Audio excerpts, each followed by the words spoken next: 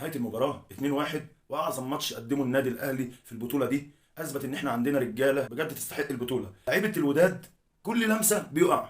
هو لعب المغاربه كده بيحبوا يقعوا. تملي النوادي المغربيه لما تيجي تلعب معانا تحب تنام في الارض كده، ما تلعب كوره. وفين المترجي اللي عمالين تقول مترجي مترجي مترجي؟ شفت الشحات؟ يلا شفتش الشحات انت عمل ايه في الفريق بتاعك؟ انا ما اعرفش كولر طلعه ليه، والله ما اعرف طلعه ليه. حتى حسين الشحات طالع مش طايق نفسه، طلعته ليه يا كولر؟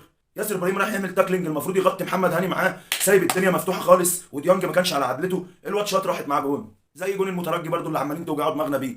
الاهلي عمل عليكم ماتش كبير قوي، وضيع اجوان كتير جدا وهجمات كتير جدا، انتوا ما ظهرتوش اصلا طول الماتش. وان شاء الله في كازابلانكا هندقكم برضو. يكفي ان احنا لعبنا بقلب وبرجوله.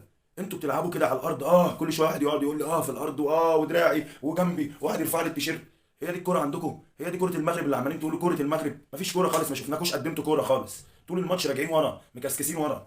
على العموم هناك برضو احنا عندنا رجاله، واكيد كولر هيجهز خطه جديده، واكيد الاداره ليها نظره تاني، والبطوله باستماته اهلاويه. لو هتموتوا كده مش هتاخدوا البطوله. الاهلي بعد معاناه كبيره مع صن داونز ومش عارف ايه وقالوا خمسه، وصل النهائي كسب بتاع اربع خمس فرق في طريقه كسحهم. فمش هتيجي انتوا عليكم ايه الوداد ده؟ يوم العوده نبقى نشوفكم بقى.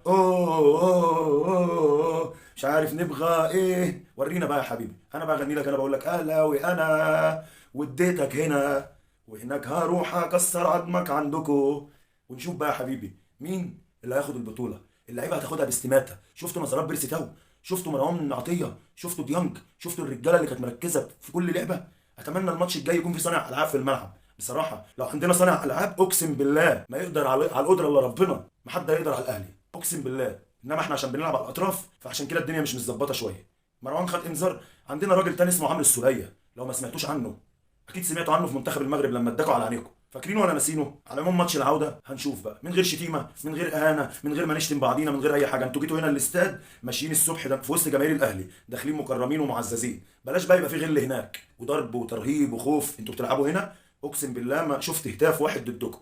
جماهير الاهلي كلها عماله تهتف لفريقها وبس. ارجو ان انتوا هناك برضو تعملوا نفس الكلام ده معانا، عشان احنا شجعناكم في كاس العالم وكنا بنعتبر المغرب ده مصر. بلاش تخذلونا فيكم زي ما اتعاملتوا هنا من امن ومن جمهور ومن كل الناس. بلاش تخلونا نندم ان عملناكم كويس. والكره في الملعب، رد في الملعب، من غير بقى ما جماهير تقل ادبها، ولا غير امن يعمل نفس اللي حصل السنه اللي فاتت، ولا الكلام ده. نرجو يعني يكون الاستقبال محترم، ويكون جزاء الاحسان هو الاحسان.